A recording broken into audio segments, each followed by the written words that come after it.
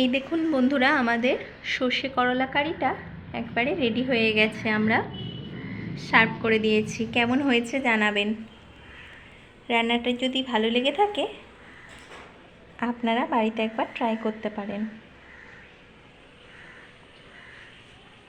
রান্নাটি কেমন লাগলো কমেন্ট করে আমাদের জানাবেন। কিন্তু এভাবে করলা কারি করলে সর্ষে দিয়ে তেতো তো লাগেই না, খেতে দারুণ কিন্তু টেস্ট হয়। আপনারা